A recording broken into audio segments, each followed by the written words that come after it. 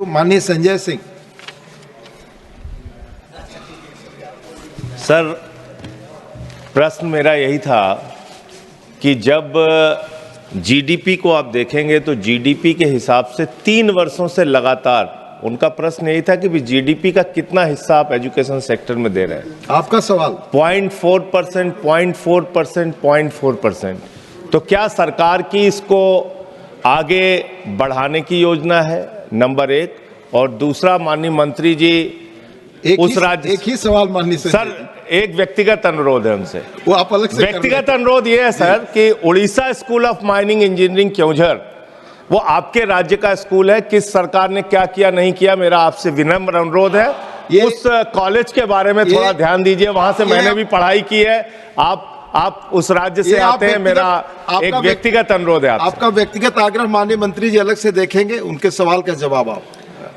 सभापति जी, मैं मेरे मित्र आदरणीय संजय सिंह जी को थोड़ा जो उत्तर हमने दिया है इसको थोड़ा ध्यान से पढ़ने के लिए विनम्र अनुरोध करूंगा। साहब, जैसे मैंने कहा थोड़ी देर पहले, जो जीडीपी के कैलकुलेशन होता है वो राज्यों की खर्चे, यूनियन टेरिटोरी की खर्चे, शिक्षा विभाग के खर्चे और अन्य विभागों के खर्चे। भारत सरकार में से 10 विभाग है, जैसे आदरणीय ललन सिंह जी बैठे हैं, उनके विभाग की भी खर्चे हैं एजुकेशन के ऊपर। रूरल डेवलपमेंट डिपार्टमेंट के खर्चे एजुकेशन के ऊपर, I&B मिनिस्ट्री के खर्चे एजुकेशन के ऊपर, वित्त विभाग के खर्चे एजुकेशन के ऊपर।